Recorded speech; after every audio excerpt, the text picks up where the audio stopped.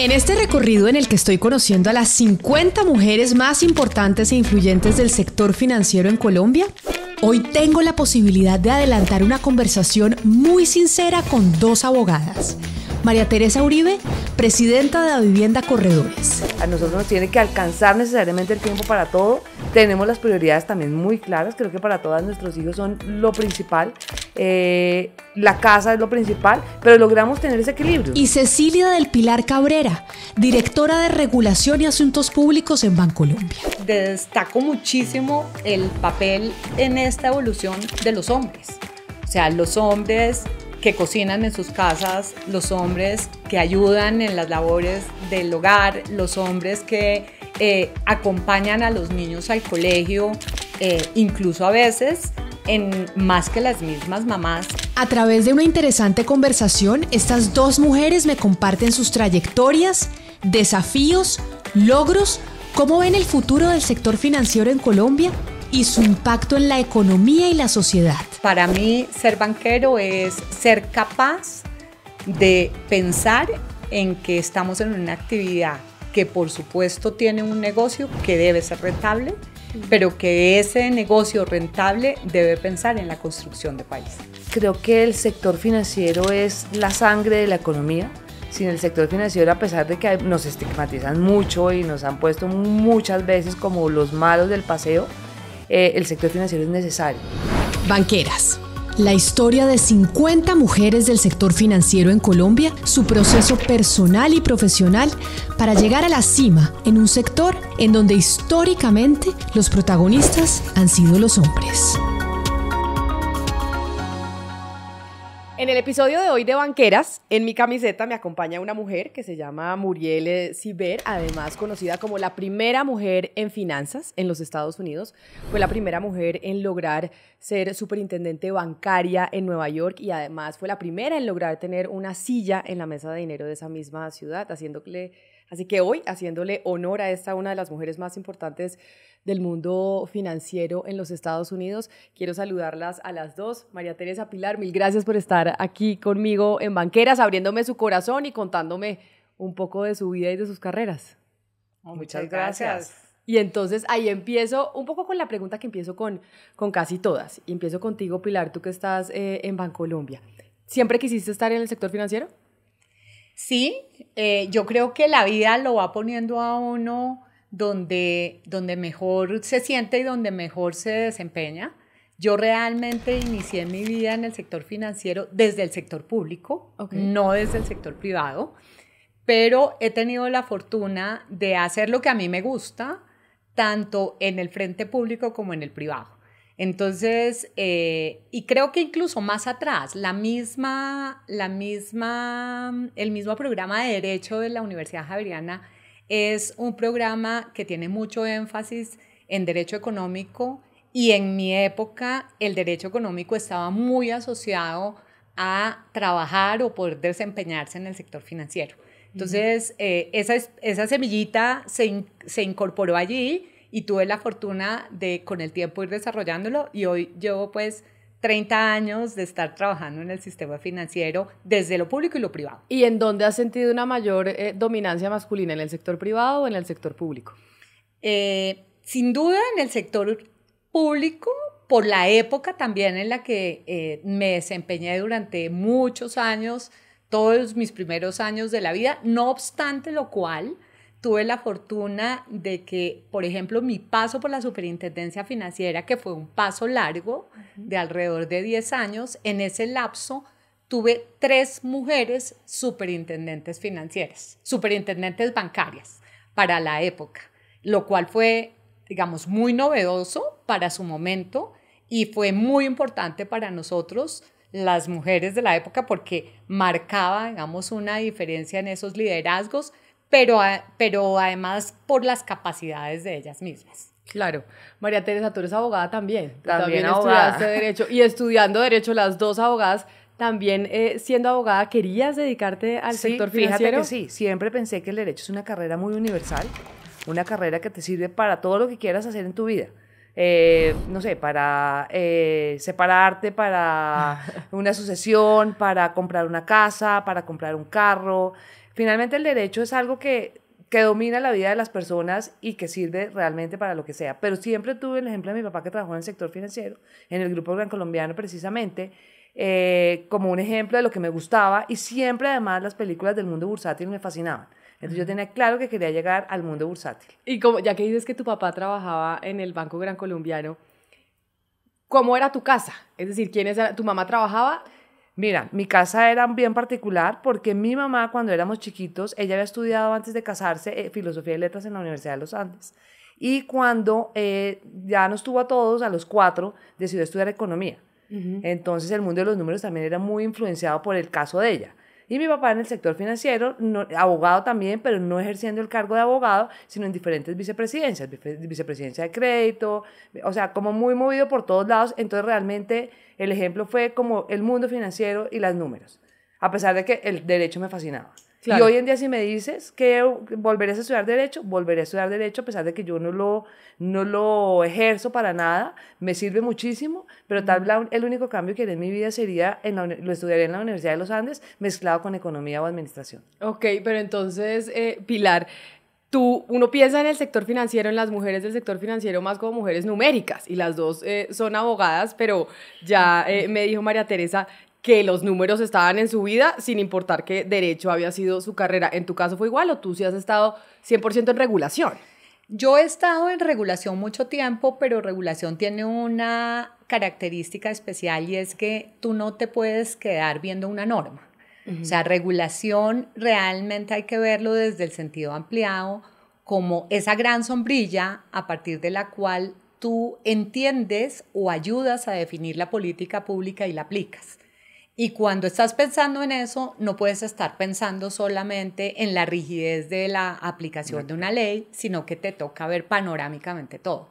Entonces, desde regulación, hoy en día, en mi posición dentro del Grupo Bancolombia, este es un cargo que tiene muchos matices. Tiene, digamos, un análisis un poco geopolítico, tiene un análisis desde la perspectiva de la política pública, o sea, los planes de cada uno de los países, porque esto es universal, un poco el tema también desde la perspectiva de lo que son las tendencias internacionales y las recomendaciones de mejores prácticas para aplicación en el sector financiero, y finalmente llegamos y aterrizamos todo eso en el mundo de Bancolombia o en el mundo de tener que aplicarlo a un negocio, a un producto, a una cosa particular. Ahí nunca se le puede olvidar a uno cuál es el impacto que va a tener en la gente, cuál es el impacto que va a tener en el negocio, cuál es el impacto que va a tener en un sector de la economía del país.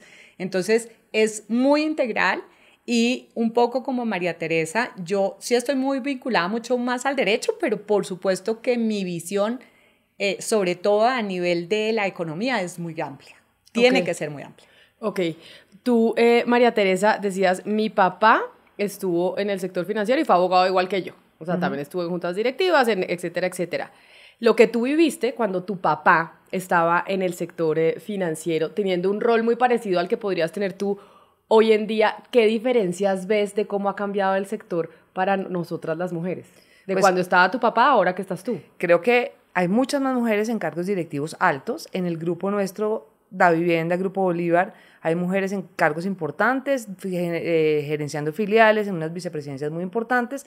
Creo que eso no lo vi en su época. En su época no había mujeres en esos cargos, lo cual no entendía y siempre le preguntaba, ¿por qué las mujeres no llegan allá arriba?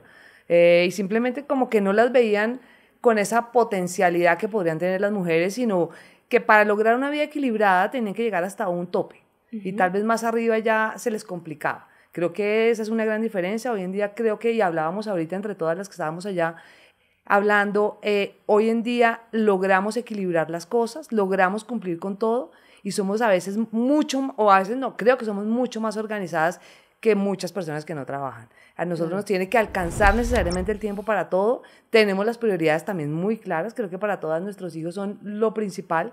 La casa es lo principal, pero logramos tener ese equilibrio. Nos ha ayudado hoy en día cosas que no tenían antes probablemente, la tecnología.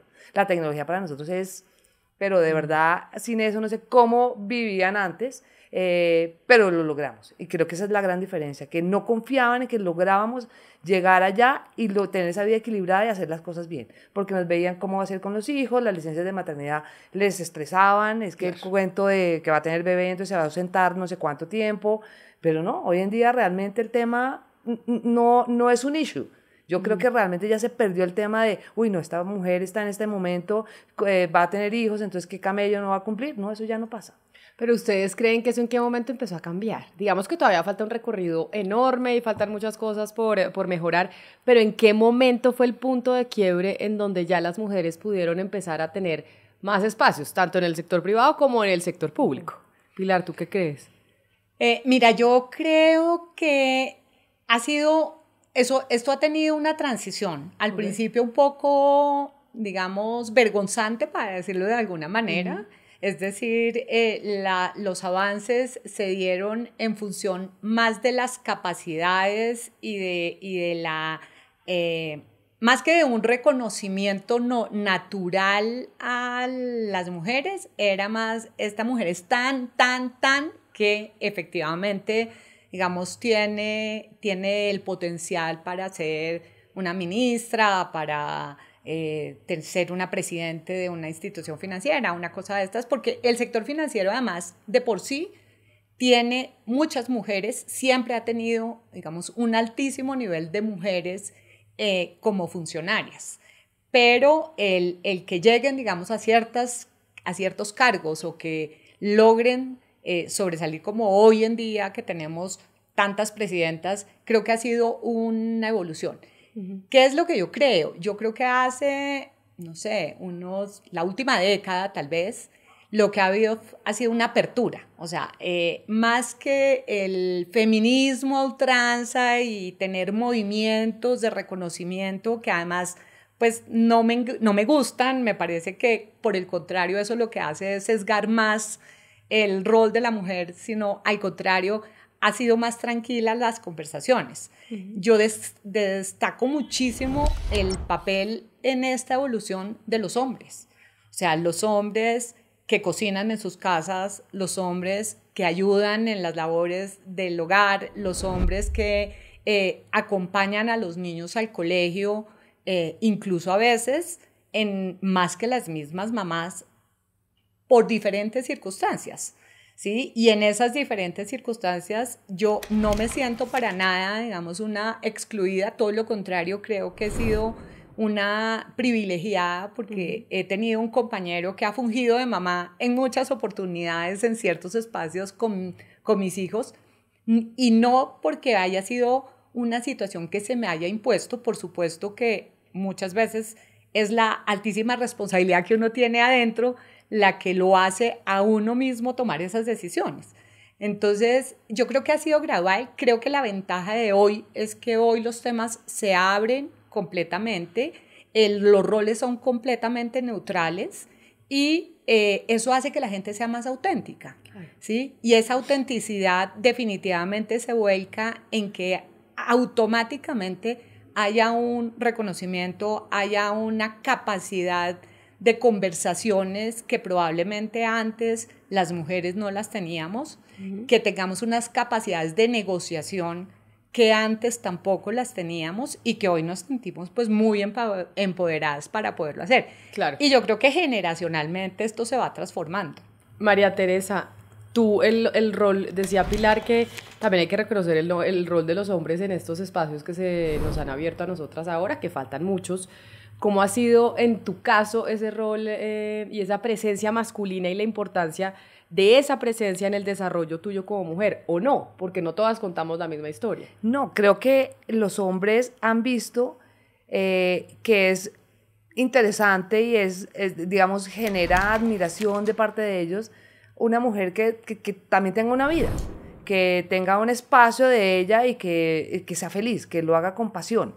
Y en ese sentido, creo que esa admiración que tienen las parejas por una mujer que tenga su propia vida también, además de la de sus hijos y la de su casa, hace que te admiren y que te apoyen y que te ayuden. Y creo que es una cosa como natural. Yo también creo un poco lo que Pilar decía, muchas mujeres nos abrieron campos, empezaron a darse cuenta que eran capaces, que podían manejar tanto su vida personal como su vida profesional muy bien, y los hombres mismos empezaron a entendernos como mujeres y a no pensar, uy, no, esta señora es una ejecutiva, entonces mejor dicho, todo en su vida debe ser un desastre. No, empezaron a ver que no, que éramos personas, que éramos humanas, que claro, hay cosas que de pronto no nos alcanzaba el tiempo, no podíamos hacer, que nos tenían que ayudar y que era una cosa de dos, ¿no?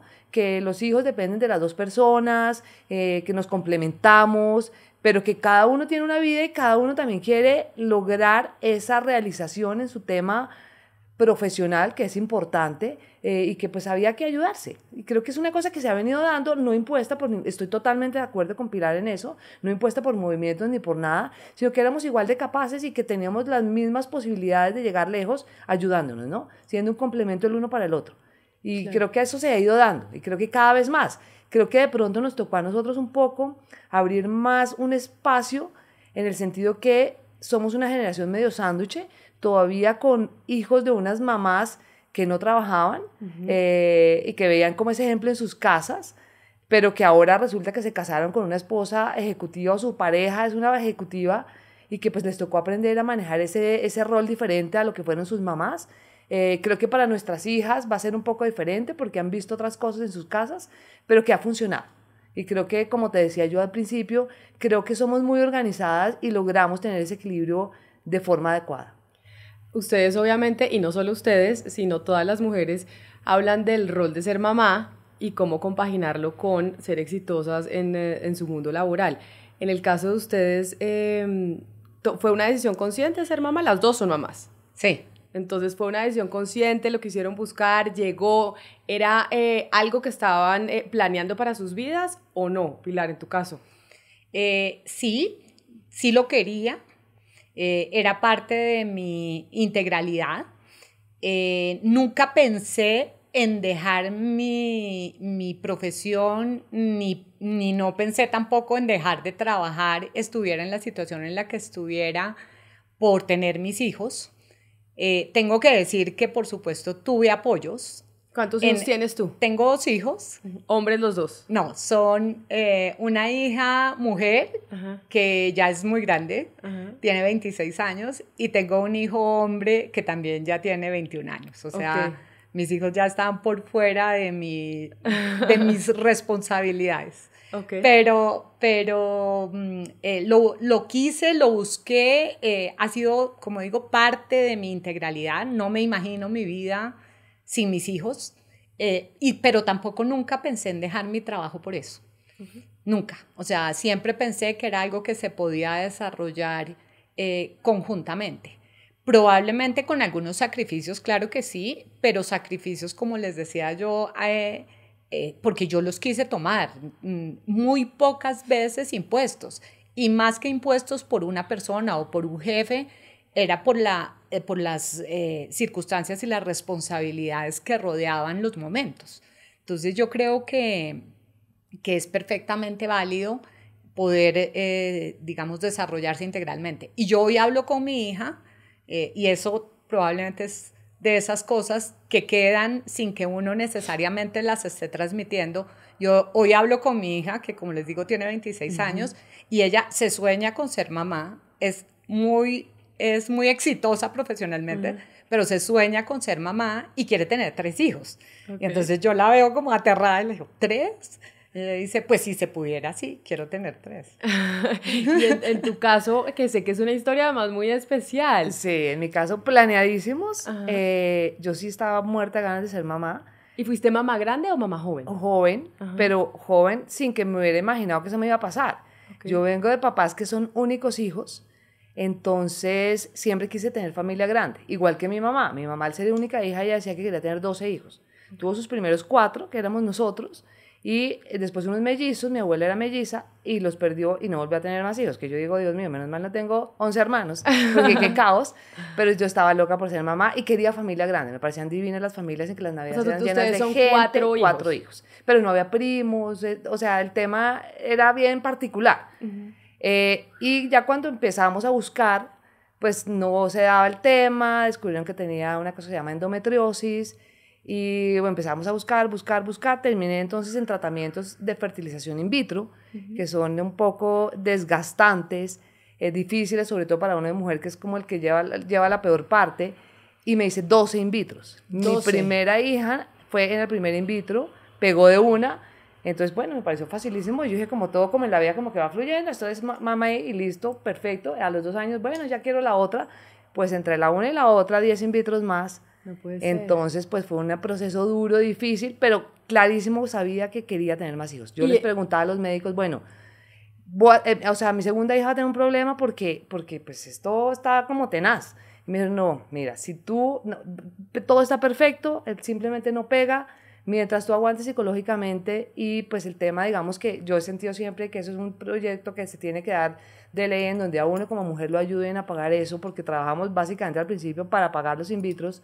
Es una enfermedad como otra, y la verdad es que debería ser aportado por la medicina prepagada o por la EPS, no sé, ayudarle a uno en ese tema, pero pues nada, se logró después de muchos intentos en que me pasaron muchas cosas. Yo llevo 23 cirugías, en donde me hicieron 10 laparoscopias, en una de esas se me perforó la vejiga, eso fue un rollo, pero tenía mi objetivo clarísimo y era que quería otra hija.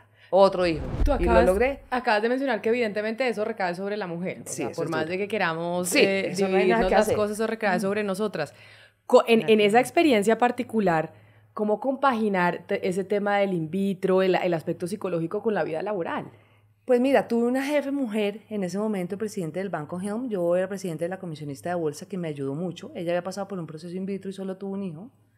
Y entendía el tema, eso es un proceso difícil, pues las inyecciones, tú te pones hormonas, te rebotas. Yo no aguantaba las reuniones temprano en que la gente llegaba oliendo a perfume y a jabonada o a recién bañada. Uy, no saben lo que me pasaba. Me acuerdo que estábamos en un proceso con McKinsey de asesoría, yo no podía entrar a esas reuniones porque me vomitaba, o sea, era horrible, perdón la palabra, y ella me ayudó mucho, o sea, me entendió, me dieron el espacio, y vieron que pues, lo lograba. Yo tenía claro, como decía Pilar, que no quería dejar de trabajar, a pesar de esa, digamos, obsesión para muchos.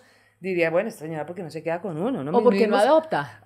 Hice proceso de adopción, pero como yo había tenido mi hijo primero en el proceso de adopción, mi hija estaba en un kinder que se llamaba Winnie the Pooh, y ese kinder, Helga López, la dueña, tenía un tema de, que no sé si saben qué es Tomatiz, que es una ayuda que le hacen a las personas que tienen síndrome de Down o autismo para empezar a poder desarrollar sus capacidades cognitivas. Y se lo hacían a las mamás que iban a entregar a sus hijos en adopción, y eso es a través de una música clásica que les ponen en el estómago para que el bebé en el momento de la separación de su mamá biológica y fuera entregada a su mamá adoptiva, pues pudiera oír como esa misma música y no sufriera en ese proceso.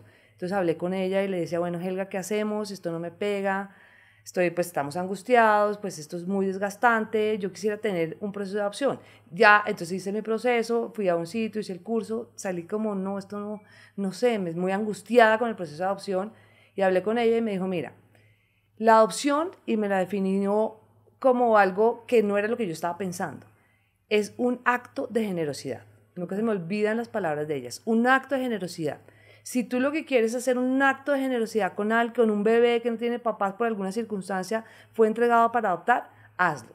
Si lo que tú quieres es una hija como es María, no lo hagas.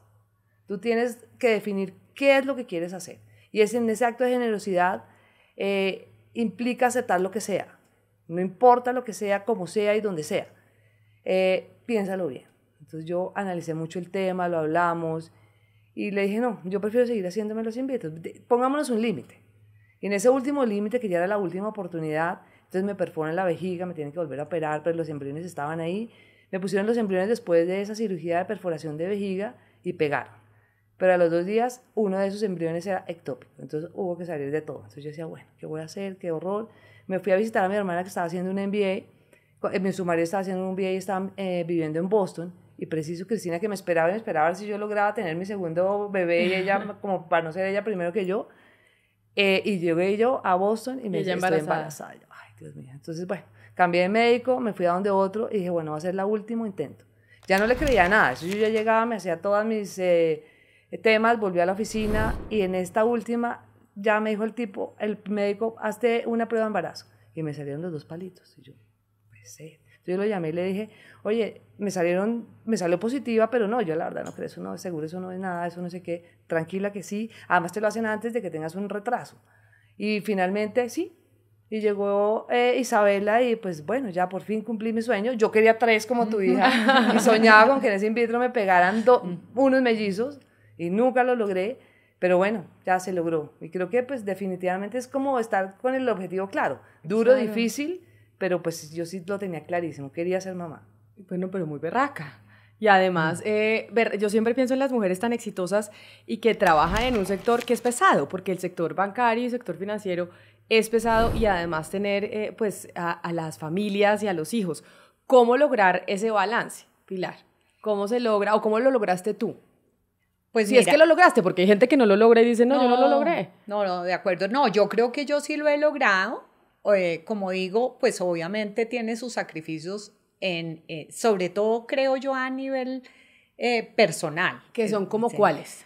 Por ejemplo, hay cosas que uno termina haciendo porque privilegias tu tema profesional. Entonces, la asistencia como les contaba, a ciertos espacios que son muy de las mamás.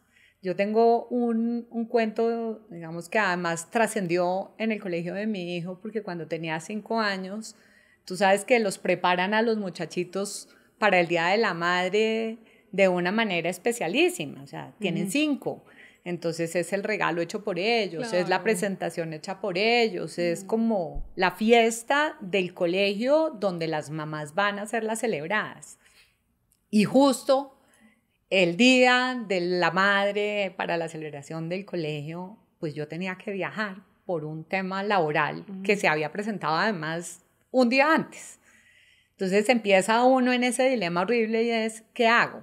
Claro. Hago que Pablo no vaya al colegio y que se quede con todo preparado, pero tiene 5 años y entonces ¿qué va a pasar con este recuerdo y como con la preparación que tiene que hacer?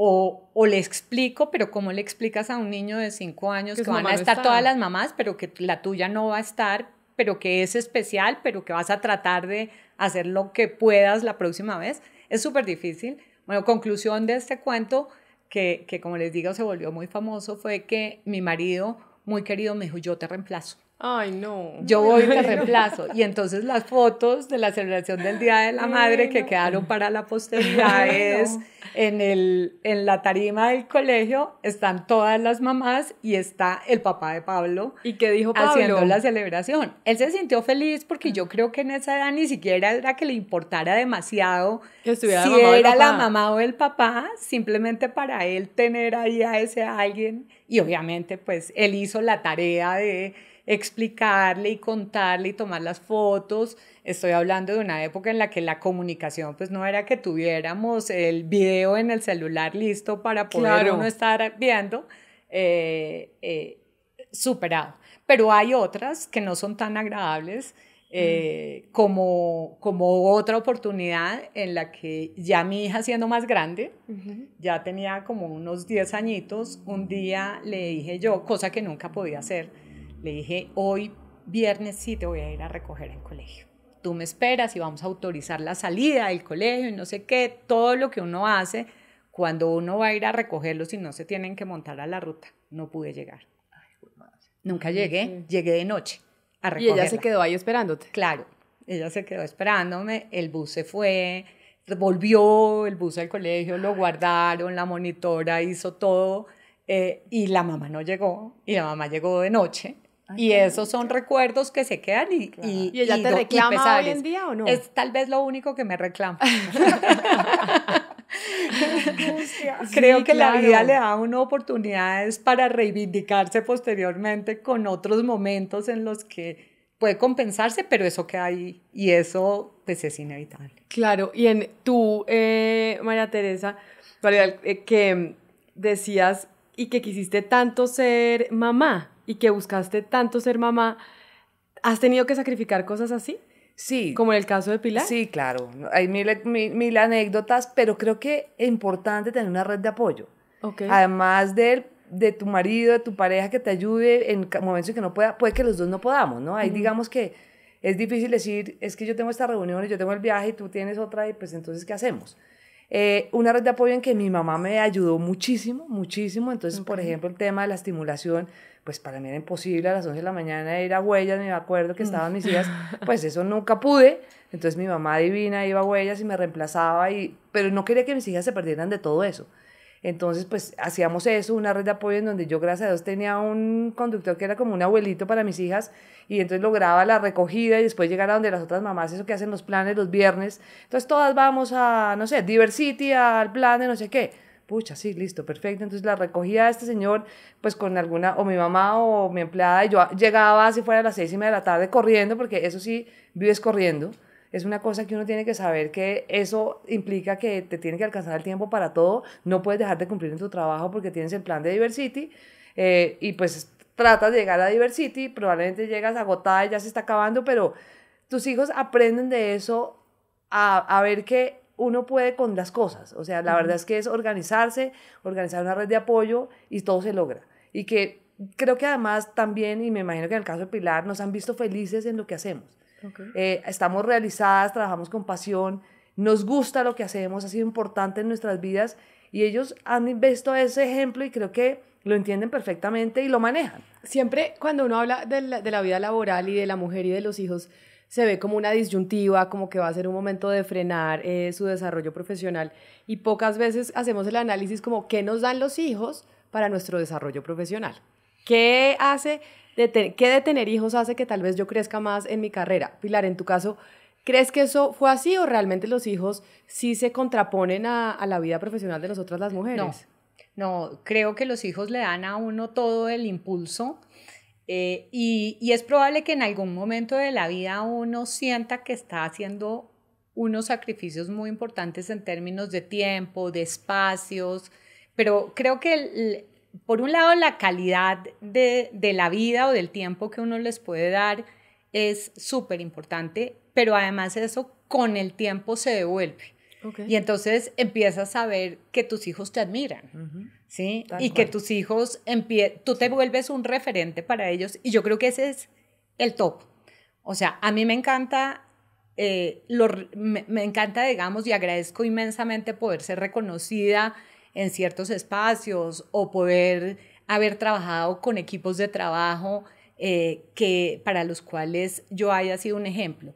Pero la mayor satisfacción de todas, sin duda, es ver la admiración que mis hijos tienen hoy por mí.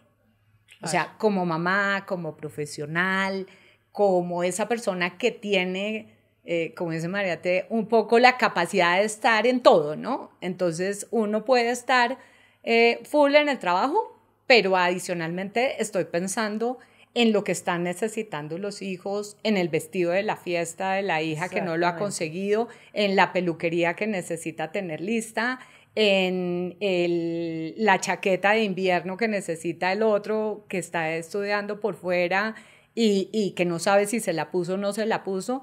Y esa intensidad que a veces genera uno como mamá en los hijos, al final se devuelve en que te agradecen, te admiran y te aman profundamente. Claro. ¿Y tú crees que a tu esposo le tocó igual? Es decir, tener que estar pendiente de todo, tener que estar dividiéndose y pensando lo mismo que tú. Sí, le ha tocado, pero además lo ha hecho naturalmente. O sea, no es algo tampoco como impuesto ni que le haya mortificado, todo lo contrario. Decía yo que soy medio privilegiada porque muchos de los roles en mi casa, que son roles que normal o naturalmente durante muchos años los hacía la mujer, en mi caso siempre los ha hecho mi marido. Entonces, por ejemplo, hacer mercado. Yo nunca he hecho mercado. No tengo ni idea cuánto valen las cosas. Al contrario, termina siempre siendo como un motivo de ¿cómo es posible que pagaste tanto por esto si eso no vale tanto? Pero no es impuesto, le gusta, es parte de la forma de relajarse que tiene. Le encanta cocinar, le encanta atender gente, a mí me encanta ser atendida y estar un poco como invitada. Entonces eso ha sido como un equilibrio muy chévere. De verdad creo que en eso soy privilegiada porque he tenido esa ventaja. y muy, muy presente con sus hijos y obviamente también ha tenido sus sacrificios y obviamente también nos hemos tenido que reemplazar mutuamente en ciertos momentos, pero y para ciertas cosas, o sea, también uno tiene que saber que uno tiene más habilidades para y más paciencia para unas cosas que otras. Claro. Y eso es, ahí está el éxito. Por supuesto, siempre hay, además, temas de temperamento, ¿no? Entonces, siempre hay un hijo que tiene un temperamento más parecido al de uno o más parecido al de su pareja, y esa complicidad, esa compinchería hace que muchas cosas fluyan más rápido por un lado que por el otro. Entonces, es como identificarlo. No quiero decir con esto, pues, que eso sea palabra sagrada, pero al final creo que hemos logrado ahí ese equilibrio. María Teresa, Pilar decía que una de las cosas más gratificantes y que se compensaba de haber no estado con sus hijos era la admiración que sentían por ella hoy en día, y tú asentías. Hay muchas mujeres que seguramente están en el sector financiero y que ven en sus carreras y ven a dónde han llegado. ¿Tú dirías que esa es como la explicación que uno les puede dar? Decir, tranquila, no importa si usted se pierde cosas de sus hijos, el hecho de que usted está trabajando va a generar una admiración y eso es más importante que cualquier cosa. Pues siento que eso es muy importante porque les das un ejemplo que para la vida creo que es demasiado relevante. Empiezan a ver que como mujeres tienen el derecho a pensar, en el caso mío son 2 niñas. Eso te iba a decir, sí, es 2 niñas. Tienen el derecho a ser felices. Yo le contaba ahora a Pilar que estábamos hablando que hay un libro que me marcó mucho a mí y que se llama Las princesas que creían en los cuentos de hadas, y es que nos educaron con todos los libros de princesas en donde la princesa conoció al príncipe, se casó, tuvo hijos y fue feliz, y como que de ahí no pasaba nada más. Y no, resulta que de ahí para adelante te queda toda la vida y tienes derecho a tener cosas que te gustan. En mi caso el deporte es importantísimo, tu trabajo te tiene que hacer feliz, porque pues creo que parte del éxito es que lo que hacemos nos gusta mucho, lo hacemos con pasión, y que la vida sigue. Y les damos ese ejemplo en donde tener hijos es lo mejor que le puede pasar a uno, pero la vida sigue. La vida sigue y la mamá es un ser humano como cualquier otro que tiene cosas que le gustan, cosas que no le gustan y que tiene derecho a hacerlas, y que todos nos tenemos que ayudar en una casa. Y creo que se dan cuenta de que eso es posible, de que eso es posible haciéndolo bien. Pues tan es posible que vemos y hablábamos de nuestros hijos ahora. Son chinos pilísimos. Yo también tengo una hija que ya está trabajando, que también le va muy bien en su trabajo. La otra está en la universidad. Las dos están haciendo, la una acabó 2 carreras y la otra también las está haciendo. Tienen sus novios, viven felices, hacen deporte, y que simplemente hay que aprender a pensar en uno, que no nos tiene que agotar la culpa, que eso no es un tema y un issue con el que tengamos que vivir, que tenemos los mismos derechos que cualquiera a ser felices en lo que te gusta. Y como te digo, yo también le he dado un gran espacio a mi hobby. Eso te quería preguntar porque hablas del deporte, sí, y el deporte es importantísimo. Yo juego tenis y mira, yo no me pierdo un sábado y un domingo a jugar 3 horas, y ellas son tenistas. Y no solo juegas tenis, tenistas, sino que fuiste profesional de voleibol. Sí, entonces también en el colegio me fascinaba el voleibol. Entonces pues les muestras que se puede, que simplemente es quererlo, que probablemente hay que correr, pero que no pasa nada con que tengas que correr, y que nos arreglamos la vida. Hoy hablábamos de hoy en día el mercado, a mí también me da agote hacer el mercado, pero que hoy en día las aplicaciones son lo máximo. A mí me escribe mi empleada, faltan 3 huevos, 2 tomates, una lechuga para el almuerzo, y yo estoy en una reunión, Rapiturbo, 3 huevos, 2 tomates, una lechuga, y llega en 7 minutos, más rápido que si yo fuera. Entonces yo digo, gracias Dios mío que esto existe. Claro. O sea, no sé cómo sería sin eso, pero menos mal nos tocó esa etapa, y a ellas pues les va a tocar quién sabe qué más, no sé, un robot les hará todo, no sé cómo sea, pero qué delicia que también nuestra vida importa. Nuestra vida en el sentido que tenemos hobbies, a mí me gusta leer, pues que las cosas se pueden hacer. La verdad es que lo que tú quieres lo logras. Para mí ese es el mensaje. Lo que te gusta, lo que hagas con pasión, lo que te haga feliz, lo puedes lograr. Quiero enfatizar en el tema del deporte y el desarrollo profesional y la organización y la disciplina. ¿Qué tan importante, pero yo sé que en tu caso muy, fue el deporte para poder lograr eso, pues el éxito profesional también? ¿Qué fue lo que te dio el deporte para tu carrera profesional?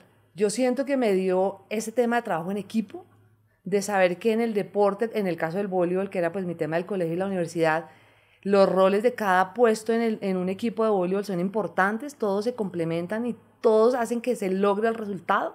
Creo que eso fue realmente importante, entender que nadie es más que otro, sino que el equipo es lo que te hace el éxito. Cuando tú llegas a unos cargos importantes, entiendes muy bien que estar bien rodeada es lo que te genera el éxito y que probablemente es mejor tener gente que trabaja contigo mejor que tú. Eso te garantiza que las cosas van a dar el resultado que se espera. Eso me parece que fue fundamental en el deporte. Pero por otro lado, en mi caso, y hoy en día jugando tenis, que es un deporte pues, que no es de equipo, es como el psicólogo o el psiquiatra que tiene mucha gente. O sea, yo de verdad que se me olvida todo. Estoy en un partido de tenis, me concentro en ganar y me importa lo que esté pasando al lado. O sea, no me acuerdo de nada. Eso para mí es delicioso y de verdad no saben la falta que me hace. Me lesioné en noviembre la rodilla y yo decía, yo no me iba a dejar operar porque siento que nunca queda la gente igual. Y yo, Dios mío, por favor, que se cure esto, no sé cómo. Tú le haces estiramientos, yoga, bueno, lo que fuera para... Y en diciembre volví a jugar y me funcionó y yo, Dios mío, gracias, gracias, gracias, porque no sabía qué hacer, porque de verdad es mi desestresante. Claro. La verdad es que es donde tú botas todo, y no me importa, yo a donde vaya, llevo raqueta de tenis, el maletín de tenis, busco la cancha de tenis, siempre hay con quien jugar, o hay profesor, hay boleador, o hay gente, te genera además relaciones deliciosas, porque hay gente que piensa como tú, entonces conoces mucha gente y te llena la vida. Para mí, a veces cuando tú no haces nada y vas, yo juego tenis y estoy hasta las 2 de la tarde jugando tenis y llego a mi casa, no importa si ya no tienes nada más que hacer, claro. Es como que, delicioso este día. Y hoy en día veo a mis hijas que están así de fanáticas. María, por ejemplo, trabaja presencial todos los días y el miércoles es su día virtual de trabajar en la casa.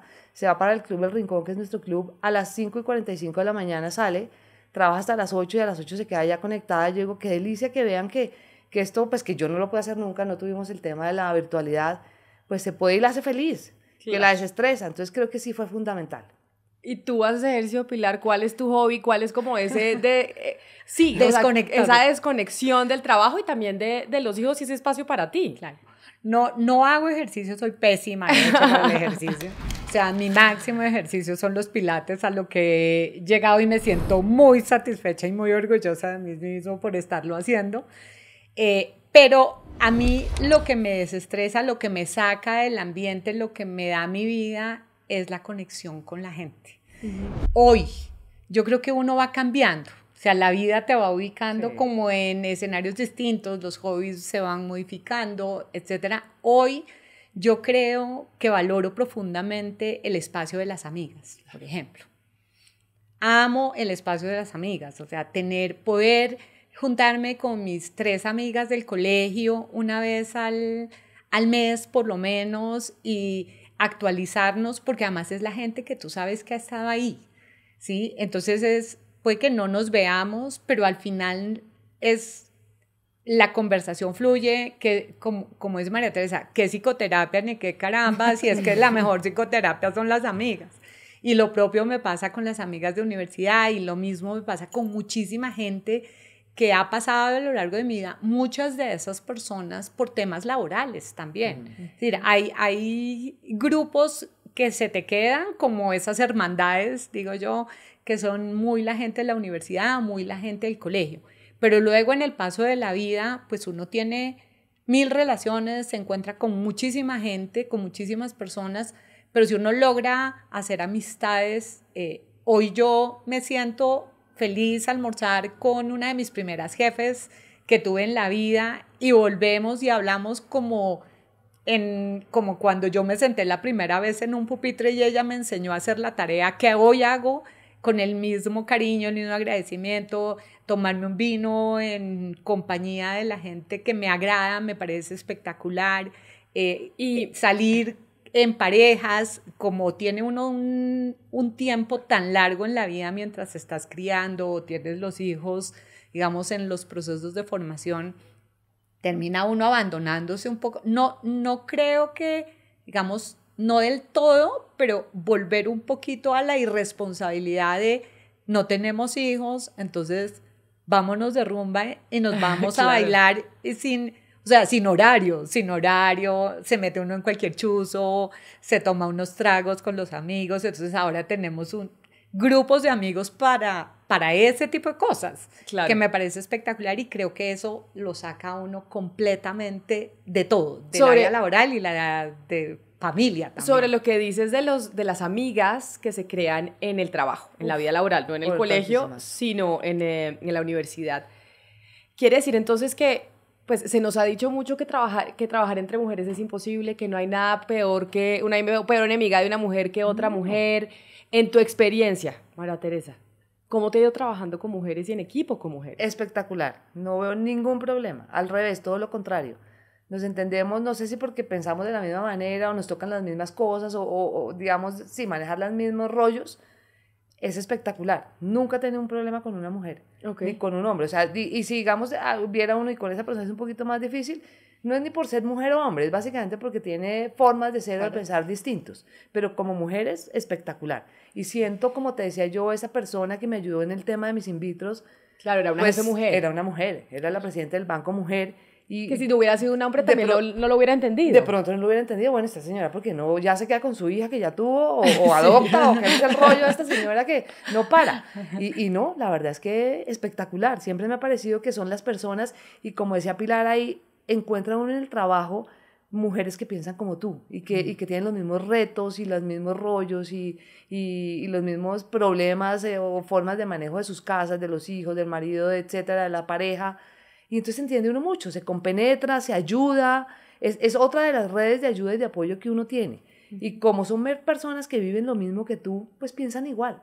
A veces, no sé, se encuentran en el colegio, sobre todo en la época del colegio, con mamás que no tienen el rol que nosotras tenemos y que no piensan que la vida laboral sea importante y que generalmente yo creo que nos juzgan. Uno se siente un poco así, esta señora es no sé qué, entonces, no, imagínese, este pobre hijo nunca va, la hija debe ser una abandonada, y resulta que no es así. Las hijas de uno probablemente son hasta más pilos que los de ellas, y uno organiza más su tiempo para estar con los hijos y cumplir con las cosas. Ese clinch que con mamás del colegio a veces puede ser un poco más difícil si no trabajan. Empiezas a ver que con el mundo laboral son personas que viven lo tuyo, y es de verdad la compenetración espectacular.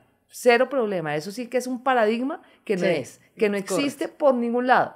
Qué bueno decirlo y repetirlo muchas veces. Espectacular, son mujeres espectaculares. De hecho, nos encontramos acá, Pilar y yo nunca habíamos hablado, y en un segundo ya estábamos, oye, tengo este dato, ahorita me das tu teléfono, te voy a pasar este punto, y nos ayudamos en todo, y sí, buenísimo eso, y con todas las que entraban era chistoso, porque no, entonces el mercado donde lo hacen, entonces cómo se ayudan con no sé qué, y se vuelve de verdad la red de apoyo, de datos, de cosas en que necesitamos, es chéverísimo, la verdad, cero. Eso sí que es el paradigma total, no existe. Pilar, y sobre, por ejemplo, ya que estamos hablando de mujeres trabajando juntas, ¿cuál es la diferencia de una mujer liderando equipos a un hombre liderando equipos? Ustedes están en cargos directivos, por eso lo pregunto. Pues mira, yo creo que en eso les llevamos una ventaja gigante a los hombres. Primero, porque no obstante que el mundo ha cambiado, o sea, yo siempre estoy sobre la base de que la humanidad ha cambiado por muchas cosas, por muchos factores. Creo que además la pandemia disparó los cambios, o sea, potencializó muchísimo esos cambios, y hoy en día uno además ve en las organizaciones, yo trabajo en una organización en la que la calidad de vida de la gente es muy importante. Digamos, ese es uno de los puntos incluso primordiales y donde uno no puede tener a la gente en desequilibrio nunca.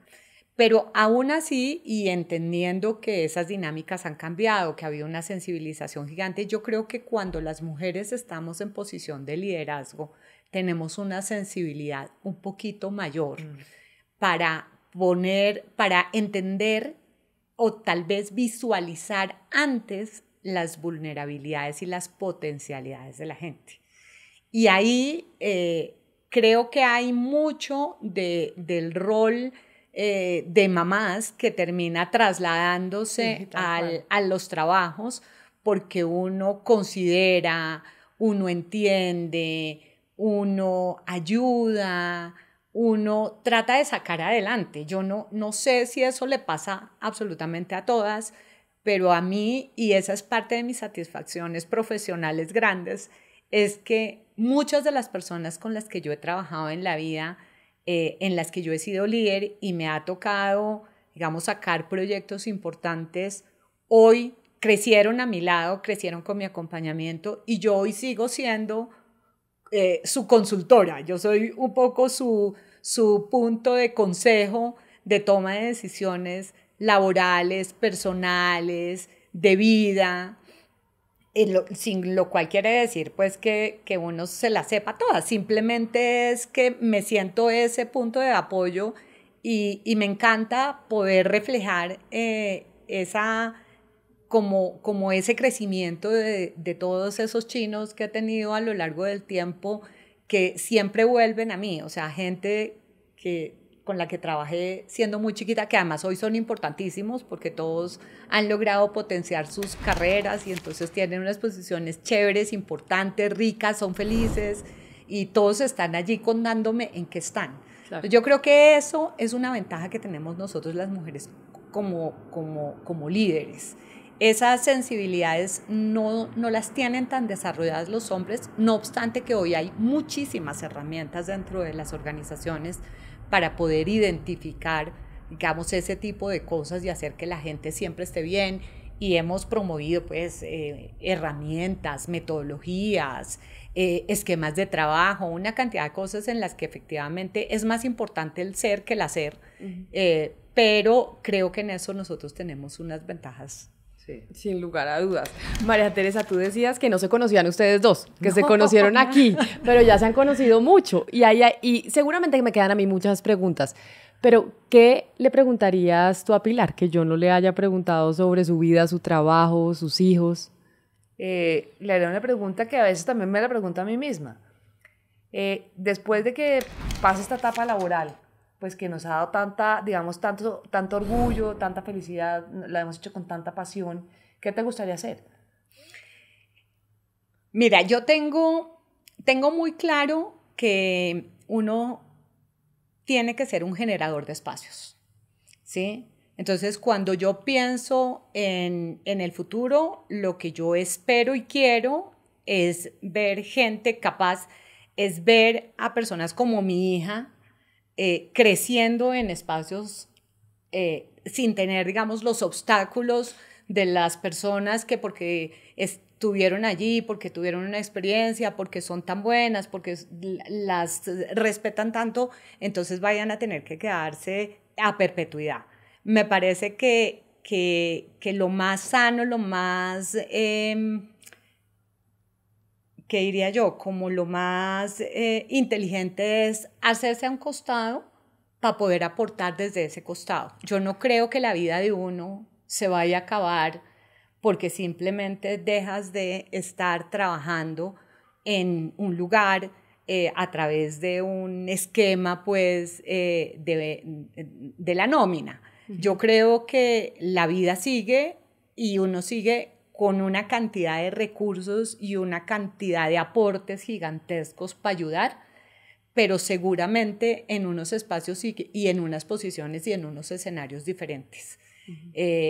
A mí me encanta que las generaciones pasan, me encantan los relevos generacionales que se dan, y adicionalmente a eso me encanta, como les decía hace un rato, ver que la gente chiquita crece y que empieza a asumir como estos roles importantes, pero creo que en esos desarrollos tampoco está bien despreciar o descartar la experiencia. Y esa experiencia es la que tengo yo, esa experiencia es la que tienes tú. Entonces, mañana probablemente no sea sentada en un pupitre dentro de una organización, pero por fuera de esa organización puedo seguir aportando en eso y en muchas cosas más. Soy muy social, me gusta mucho el trabajo de ayuda a la gente, trato de hacerlo en la medida en la que puedo y con el tiempo que puedo, pero me encantaría poder tener un espacio, por lo menos la mitad del tiempo de mi vida, dedicarlo a eso. ¿Y tú qué le preguntarías a María Teresa Pilar, que yo no le haya preguntado y que no hayas conocido tu vida en este espacio, de su vida? A ver, a María Teresa yo le preguntaría lo siguiente. Si yo hoy tuviera que preguntarle a los equipos con los que has trabajado a lo largo de este caminar, ¿cuál es el legado que te dejó María Teresa? ¿Qué dirían? Yo creería que dirían que la empatía. Lo que tú estabas hablando y lo que contabas ahorita en la última pregunta de Camila, creo que es algo que nos caracteriza en general, creo que a casi todas, pues diría yo. Y es que sí pasamos un poquito el rol de mamá a los equipos y los cuidamos y nos interesa su vida personal, que a veces a los hombres les cuesta un poquito más de trabajo llegar a eso, porque creo que la vida personal de todo el mundo es importantísima. Todos tenemos problemas y a veces uno se imagina los niveles de problemas que existen y lo que la gente necesita ayuda en esos problemas, y creo que hay que hacerlo. Creo que no se puede limitar la reunión a simplemente estos son los números, esto hay que hacer, estos son los indicadores, esta es la estrategia, por favor, ¿cuánto van? ¿Cómo van cumpliendo? ¿Cómo es esto? No, hay que saber en qué está la gente. Hoy en día, y como tú dices, con la pandemia pasaron muchas cosas, los temas de salud mental han sido un problema que se ha hecho evidente y que es, creo que casi que más que otros, y creo que la gente está teniendo que lidiar con cosas muy difíciles, y creo que uno como jefe tiene que conocer a las personas y conocer eso que les está pasando para ayudarlos, y creo que eso sería la característica que tenemos nosotras. Y ahora, para terminar, y agradeciéndoles enormemente que me dieran este espacio y que me abrieran su corazón y conocer sus vidas, les pediría que me dieran una definición de, para ustedes, qué es ser una banquera, a pesar de que sé que las dos son abogadas trabajando en el sector financiero. Pilar, para ti, ¿cómo definirías ser banquera? Mira, muy pensando además desde mi rol, yo diría que ser banquera es hombre o mujer, es una persona que tiene la capacidad de hacer confluir un negocio con un país. Es decir, sin duda el sector financiero es el motor de las economías, es un jalonador de desarrollo, es un jalonador indirecto, es un jalonador directo de industrias y un jalonador indirecto de muchas cosas que hoy en día empiezan a sonar un poquito a que es lo normal, pero no es tan normal. O sea, hablar de la inclusión, hablar de crédito, hablar de aseguramiento, hablar de inversión. Eso son expresiones que uno oye permanentemente, pero detrás de eso lo que hay es productividad y crecimiento de país. Entonces, para mí, ser banquero es ser capaz de pensar en que estamos en una actividad que, por supuesto, tiene un negocio que debe ser rentable, pero que ese negocio rentable debe pensar en la construcción de país. Y para ti, María Teresa, ¿cuál es la definición de banquera? Algo parecido. Creo que el sector financiero es la sangre de la economía.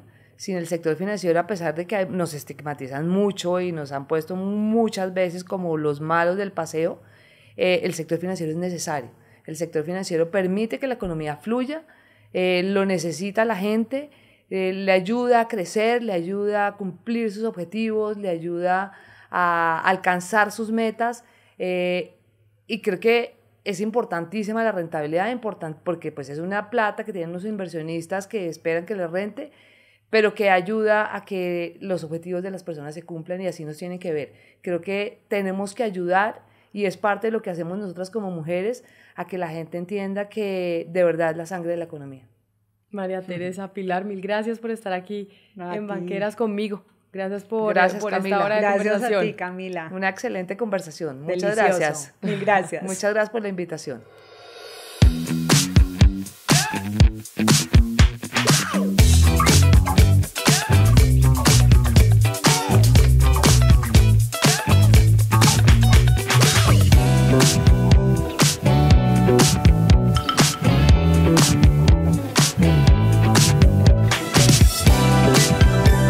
Asobancaria, acerca la banca a los colombianos.